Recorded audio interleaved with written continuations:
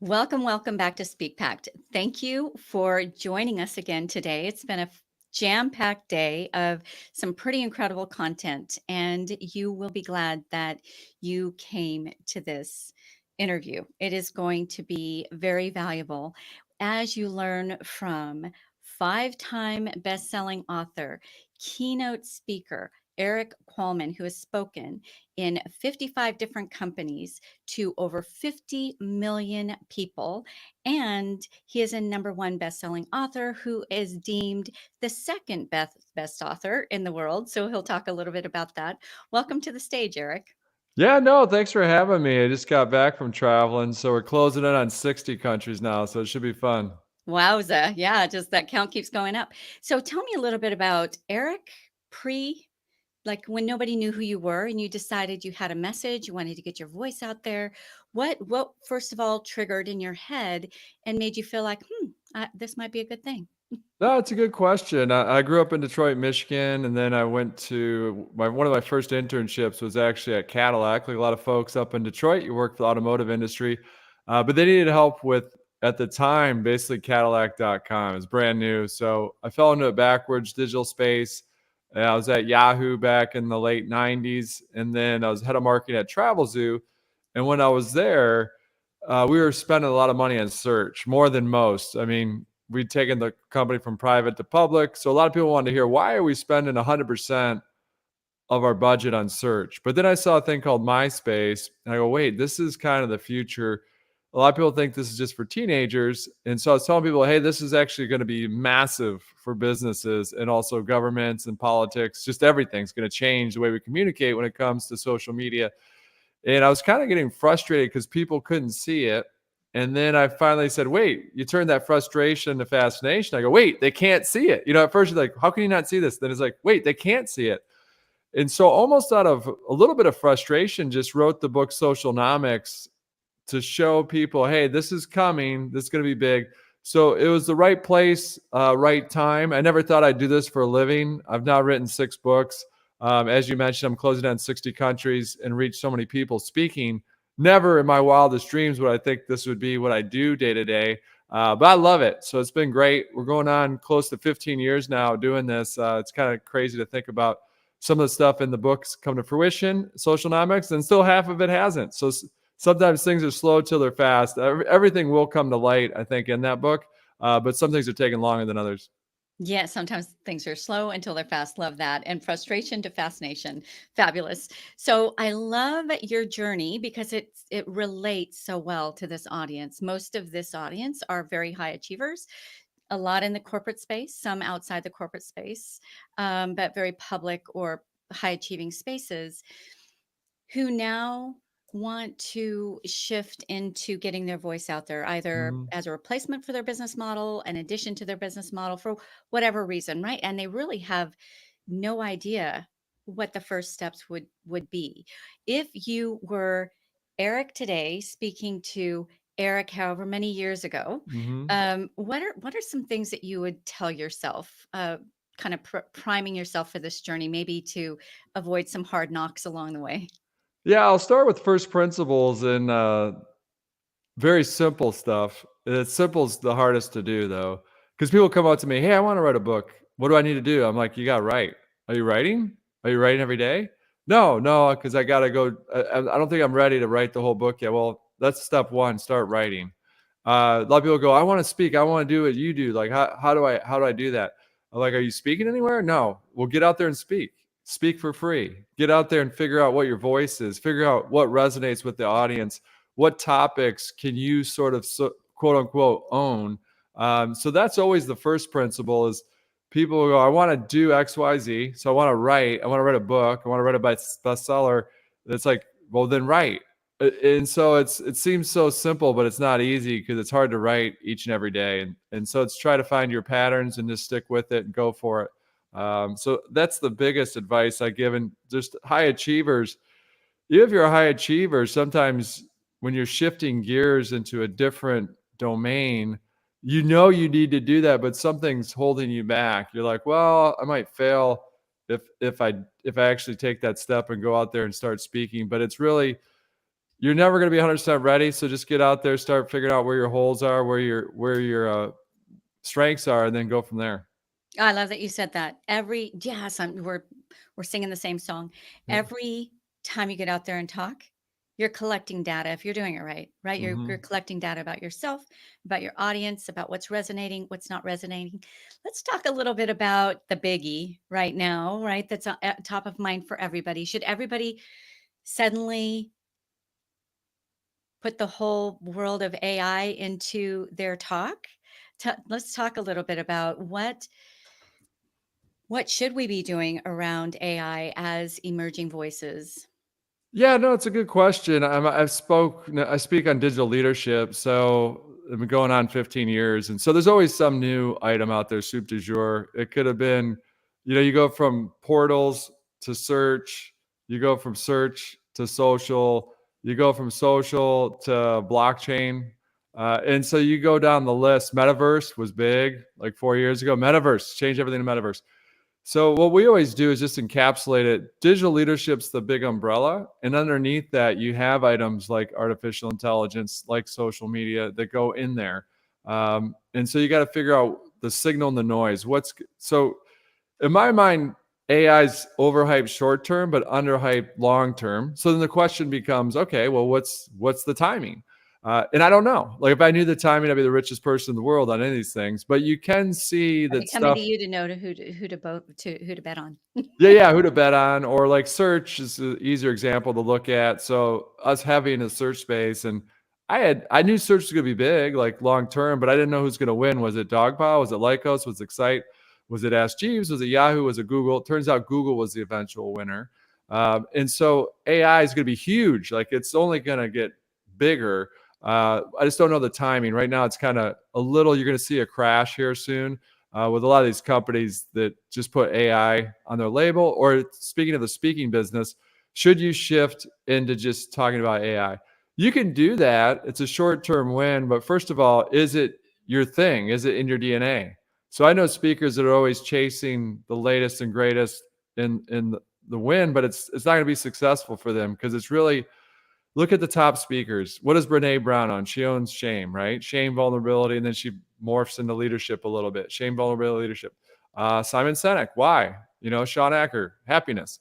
And so that stands the test of time. They'll adjust with shifts in the world. So they'll talk about how AI might impact your why a little bit, or your day-to-day as a leader at the office. That's speaking of Simon.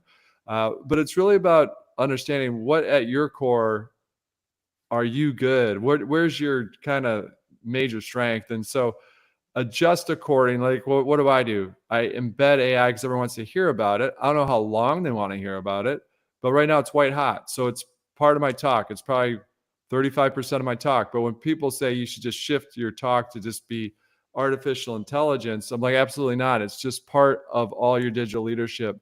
It's one piece of the puzzle.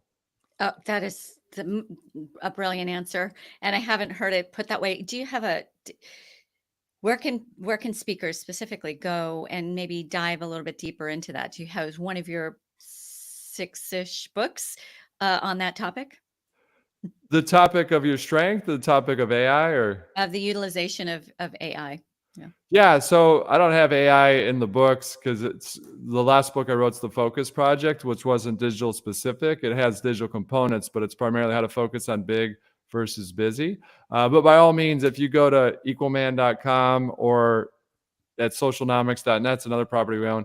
But if you go to equalman.com, you'll see my opinion on AI. You'll see videos on our YouTube channel as well. So if you want to double click on it more, then there's more in-depth items there. And you'll see me speaking on stage about it as well on YouTube. Okay, fabulous. And you do talk about focusing on big versus busy. I think that this is a weakness of my own. I tend to be honestly curious, honestly want to know everything. And so then I want to put my fingers right in everything, which can get overwhelming. How do you focus on the big versus the busy?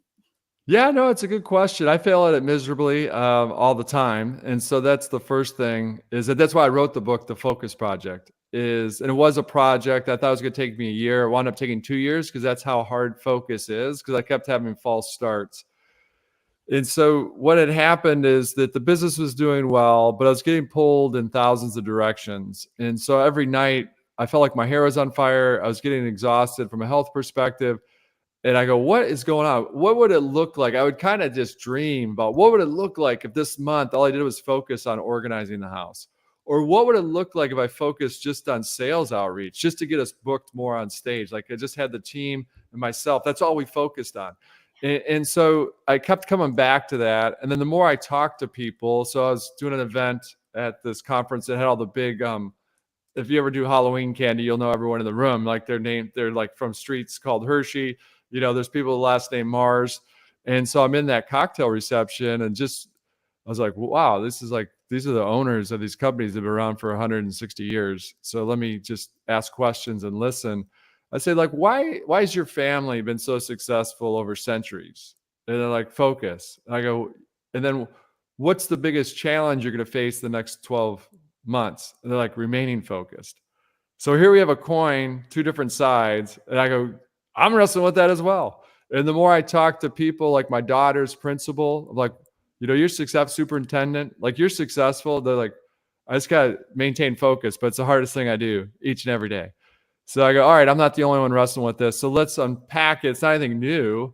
It's been going on for before Jesus was born. Let's go back and figure out what have they said over time, whether it's the Stoics, whether it's Walden, what have they been saying, what works and what doesn't work. So I was kind of the guinea pig. And so that's what turned into the book was the project. But I had 5 false starts because the first month I go, all right, I'm going to focus on one thing a month, just carve out a half hour of my time for this thing. And I wanted to do sales because if I didn't do sales well, then I wouldn't have the luxury of doing this project. And so I go, okay, half hour a day. Literally the first month was 18 minutes for the whole month. It wasn't like 18 minutes per day. It was 18 minutes for the whole month because kept going back to old habits. And so that's what the book's all about. I finally on the 5th try got it. And I still wrestle with it today, but it's got that institutional research and also the street science, me kind of testing what works and what doesn't work. So it's a really fun project and it's really resonated with a lot of people across the country. In fact, I'm getting a book club. I'm having a Q&A book club right after this.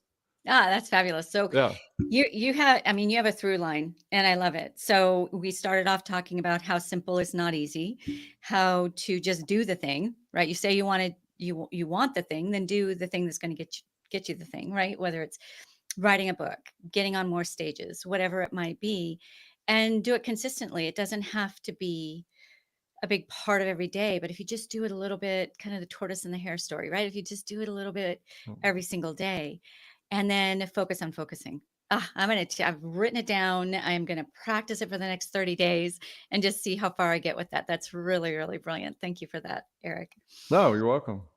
So what are some other tips that you might be able to give, especially emerging voices, on what kinds, let's shift a little bit to relationships. How important are relationships? And how do you surround yourself with those people you can learn from, you can collaborate with, all the good things?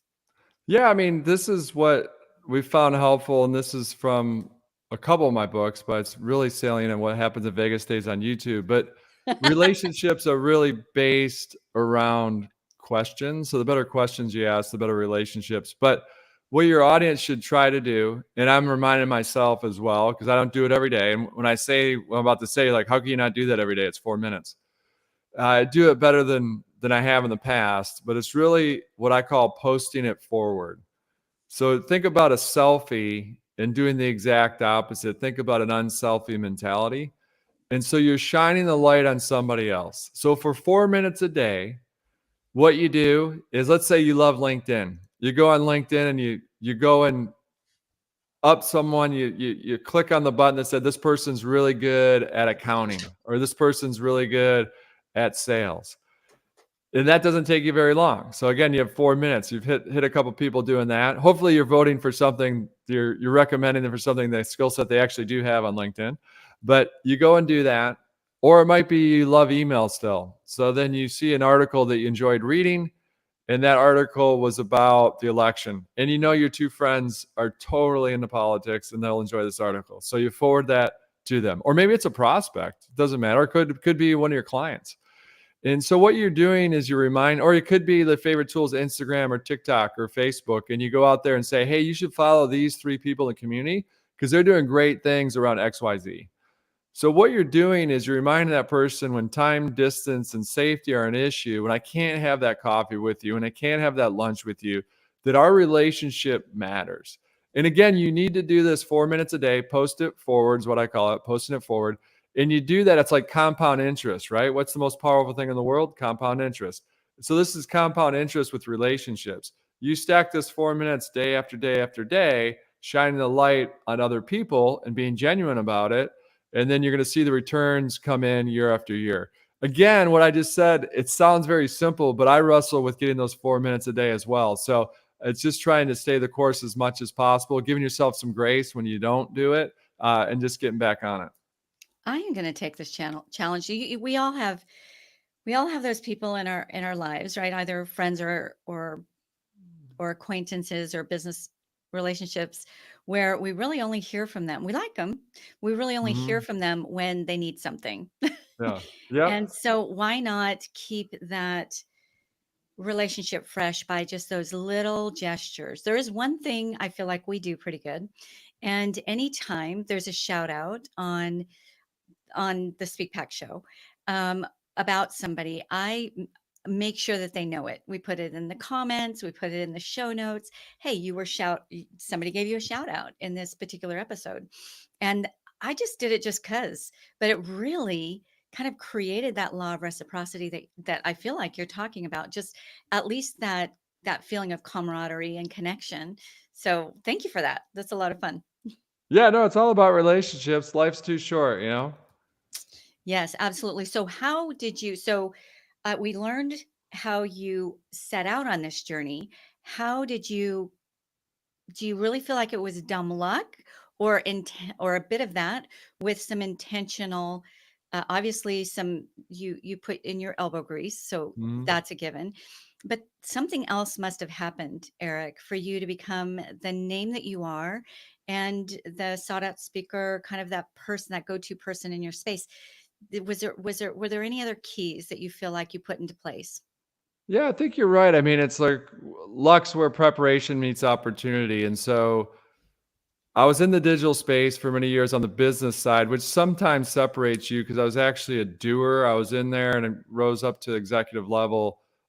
So I know how companies function, especially at all tiers, because I was at all tiers in my career. So that's a huge benefit when you're on stage, especially if you're at a Fortune 500, Fortune 5,000, Fortune 2,000 audience. You know what they're wrestling with at a high level day to day. So that helps a lot. Now, I never thought I'd be a speaker. You can probably hear it sometimes when I'm speaking interpersonal communication. I have a tendency to mumble, so much so that my friends would kind of, in a good natured way, make fun of me in high school and also in college, especially the basketball team in college. And so I took in grad school Toastmasters. And so I started taking Toastmasters and I wound up being the president of that club at Toastmasters so that I could speak a little better with my friends, not knowing that at some point in time, this would actually be my career. So it's funny looking back that sometimes you do stuff that later on is a huge benefit to what you need to do. And also when I was at Travel Zoo, it happens that the founders of Travel Zoo were born in Germany and the founder's a genius.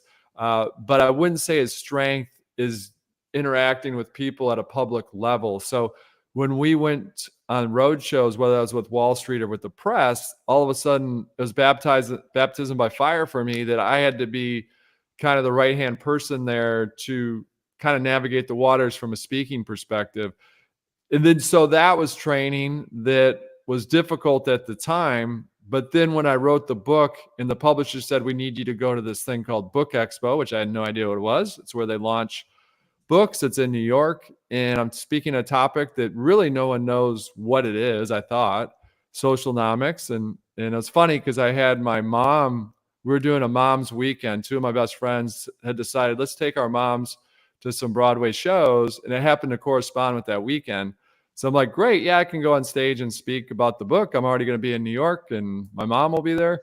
So it's kind of fun to show up, go down in the basement to give a talk, and all of a sudden I show up and there's like 1,500 people there. I'm like, whoa, people want to know about this thing called socialnomics. And so it was a great moment for my mom because she's a huge Julie Andrews fan.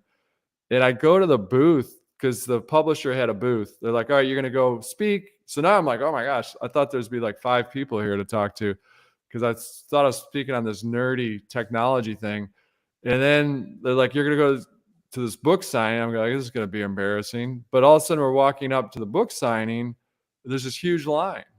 And I think the lines for my mom's hero, Julie Andrews, that's her favorite performer of all time, Sound of is right Music. next to my Yes, I love booth. her. Yeah, she's great. And she's in next to my booth, and I'm like walking up and I start looking in the line, and everyone has the socialnomics book. I'm like, wait, that's our line.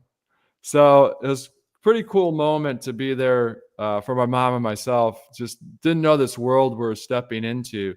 And so some of it was that prep, and then the launches. And so how do you maintain it for 15 years? Because it's a really difficult business once you're in it to stay relevant. So the key to success in my mind is making sure you're always listening to the audience. And so we've got a pretty good feedback loop. It takes us hours after I present to answer every email that comes in. And we've got a treed system that it starts, some of them, my team helps at the beginning, but then I answer every email that's secondary after that. So it gives me a pulse of what's working, what's not, what's top of mind for the audience. And so then that allows me, I've never given a perfect talk. So it allows me to adjust not only my talk, but also see what's down the road. Wow, 90% of people are wrestling with this across all industries in which I'm speaking for. And so that's a big key to the success. And why doesn't everyone do it? It takes a lot of time. I was going to say, that is pretty impressive. I would have never thought it was actually you answering those second level emails, but that's brilliant in really staying in touch, because it's easy when you get down to the road to forget some of those early questions and those early struggles, right? And be able to speak relevantly, because the struggles today are not the struggles 10 years ago. It's a different world every single day, right? We cycle into a different world, and you're living in your world, and just put that's brilliant. But a commitment, especially I'm sure with the volume of emails that you probably get. Yeah. And then about 8 years ago too, is that I never wanted to talk about myself on stage. And then they kept asking me why I was wearing these green glasses. The green glasses is a whole nother story. It's about stepping into discomfort. I won't go the long version of it, but my name's Eric Antoniette, so it forms Equalman. And then there's different moments in time to where I'd written, they were doing a magazine article. They wanted to take a picture and said, hey, do you mind wearing some Clark Kent like Superman glasses because you have this name Equalman? And I go, sure, we could do that. We have fun. They go, well, it's our St. Patty's edition. Do you mind if they're green? I go, let's do it. They bring them out. They're super bright green, alien green. I go, whoa, those are bright. And then I flew to Kenya a couple days later to give a talk, and the host picks me up, and we're going to a rescue shelter to adopt a baby cheetah, not to take home, that just to support the local area. And the host goes, we just filmed Usain Bolt 2 days ago. The Olympic sprinter was here, and he adopted from the same litter you're adopting from. We filmed him. Love to film you. We just want to put this video together, raise awareness for the shelter. I'm like, fantastic. And then she pauses and looks at me and goes, but obviously when we're filming, we want to make sure you're wearing your green glasses. And I go, I don't walk around the world wearing bright green glasses. I wouldn't want people looking at me all the time. And she goes, no, in Kenya, that's what everyone thinks you're going to look like on stage tomorrow. So at that moment in time, I realized, wait, this isn't happening to me, this name Equalman, it's happening for me. So am I going to have the guts to kind of step into that discomfort, knowing full well, and it happened, that some people didn't book us because they go, well, we're talking about serious stuff here. This is a business. This is 8 years ago. A lot of people have gotten a lot more relaxed in the last 8 years. But 8 years ago, businesses are like, no, we want a speaker that's going to drive return on investment. When I'm only speaking specifically about how it's digital is going to drive return on investment. We don't want a person with green glasses. This is a business environment. But then other people said, oh, we love it. It's so much different. And then all of a sudden now our whole team's been so great. We've gotten the business of actually, because they started, how do we get those glasses? We're like, oh, you can probably go to them on Amazon. Then the more and more said, no, we need like thousands of them. So now we've morphed into having our own business of producing green glasses so that when they want them at the conference and they put them on the chairs, it's stuff you never would expect. But once you step into your story, once you kind of say, who cares? Kind of the hell with it. I'm stepping into discomfort. I'm going to own my story. Then all this stuff opens up. And it's not easy to do because it is uncomfortable. And like I said, we did not get booked for a couple deals because they're like, oh, that's kind of weird that he's got these green glasses and this is a business event. That is so much fun. Okay, so step into your own distinction, and usually it's the thing that we think we need to hide or push aside, right? Generally, Yep. that is somehow what we were born with, or somehow through our experiences became something distinct about ourselves. So step into that, right? I love that you said Yep. that, and embrace it. And not that you're trying to be gimmicky at all. When I see green glasses now, who am I going to think Yep. of? Yep. Right? It's just Nike does it. With the swish, we Yep. all do it, and that's just part of the brand of Eric Qualman. So absolutely love that. Okay, so Yeah. I And it's have had some fun moments because yesterday I went to our gym at Gold's Gym. I walk in and this guy goes, "Hey, you're Equalman." And I go, "Yeah." And he goes, "Well, you spoke at Gold's 5 years ago, and I remember the glasses." I'm like, and then so there's some days when I don't feel like wearing them, but it's moments like that that I wear them because then you have that connection. It's easier for people to recognize you, and then you can talk. And he goes, "Yeah, I just took over. I'm now the new manager of this gym, but I remember you came in, talked to our whole organization, and so it's great to connect with them at that level." love it. Okay, so I know by this time, if somebody hasn't heard of you, they're going to want to know where do we find you? You're very easy to find. Do you have a preferred place you would like people to start with to kind of step into your journey with you? Yeah, yeah. I mean, it's very easy to find. It's equalman.com is probably the easiest place to start, but all of our social handles are easy to find. They're all Equalman. Even my email address is equalman@equalman.com if you want to send me an email. Very easy to reach. So equal is in the equal sign, man, Yes. as in Yep. Yep. you, man. Yes. Okay, yeah, super, super easy. Okay, so as we start wrapping up, I think you've already done this all the way through, but in case there's something we've missed along the way, this, of course, is Speak Pact.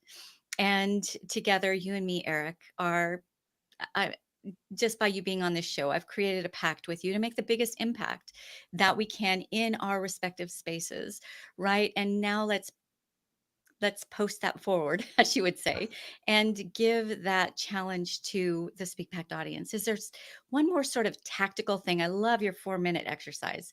If you don't mind, I'm actually going to write that down. I'll give you all the credit, but I think that's really, really brilliant. Um, it is there one more sort of tactical thing that just the average of us could do that would really kind of move the dial in that impact piece? Yeah, I mean, a lot of you out there, you're like you mentioned, you're trying to step into your personal brand, and you always got to start with the first principle around your personal brand. And so it's a great exercise. And so I'm going to ask this question. If you feel like it, you can send me an email at equalman@equalman.com. Spell it out, EQUALMAN. But the question I have is, if someone were to Google your name, or now if you go to these what I call answer engines, if you go to a ChatGPT, if you go to a Perplexity, Claude, if someone were to type your name in that search field, what is the one word you want to come back? What is that one word you want to come back? 5 minutes from now? 5 weeks? 5 years? 50 years? 500 years? 5,000 years? Because that's really the first principle that you can always go to, that Rosetta Stone for your compass, for your personal brand compass. And so that's what I want all of you to think about is, what would that one word be? Ooh, yes. We talk in terms of legacy, but that feels so kind of the legacy our grandfather left us. Like, it just feels a little bit different than what you said. And that is basically what's the mark, right? What's that Mhm. indelible mark that you're going to leave behind that will make a difference generations after you? I love that image. Exactly. One more quick question before we go. I know you have a really hard stop, but Kali, I could spend 3 hours with you easily. Um, you you started off not thinking you were going to talk. You started off as a rambler, right? Took Toastmasters, which is a fabulous organization for anybody at any stage. I think it's a really fabulous organization. And then got that first, second speaking engagement, fell into your distinction, which is amazing. But how and then you stayed relevant. But how did you make that one engagement more engagements? Is there any sort of strategy behind you're going to put your time and effort into something, kind of multiplying that Mhm. opportunity? I mean, it's taking the time to stay when you can. Sometimes my flight doesn't allow for it, but it's really making sure you're taking the time. If you're at a conference that has multiple companies in it, so let's say you're speaking at an association. If you're speaking at an association that has multiple companies in that room, depending on the size room, but on average, you're going to have 3 potential other engagements in that room. Yeah. And it could be if you stayed that extra 20 minutes to talk one-on-one in the hallway, that all of a sudden that business card exchange or that email exchange or that mobile exchange happens. Because the person might go, that person's a great speaker, we need to have them. Then all of a sudden, they half hour later, they're back in the weeds of what they have to do and they completely forget it. So it's really about when you can, because it's not always possible. Sometimes you run off the stage to get to your flight, but it's can you stay or can you get there early? Can you walk around ahead of time and get some super fans in the room? So at that breakfast, that's probably not a great meal. So you might eat before you even go to that breakfast, but you walk into that breakfast and just sit down. And if you don't have sometimes I don't wear the glasses to that breakfast just so I can talk to people and they don't know I'm the speaker. And so Oh, just like what's top of mind for them. And then how are you doing? Ask a lot of questions. And all of a sudden you got on the stage like, wait, that's the guy we had just talked to at breakfast. But you'll get a better pulse, but more, you're also getting fans ahead of time. And then sometimes you might have talked to the person that's that potential engagement in the room before you even got on stage. okay. You heard it, right? Eric Qualman, you are the man. I am so thrilled that you're with us today. Equal man. Um, Guests, speak pactors who have stuck with us, post it forward. There's some gold here that can change people's lives. So put into action Eric's fabulous exercise of just posting it forward. Share this episode because there will be some people who will thank you for it. And speaking of thanks, thank you, Eric, for spending your number one unrenewable resource time with us. So I so appreciate all of your just generosity and everything that you shared with us. No, it's an honor to be here with you and your audience. Thank you so much. All right. And for the Speak Packed audience, ciao, ciao for now.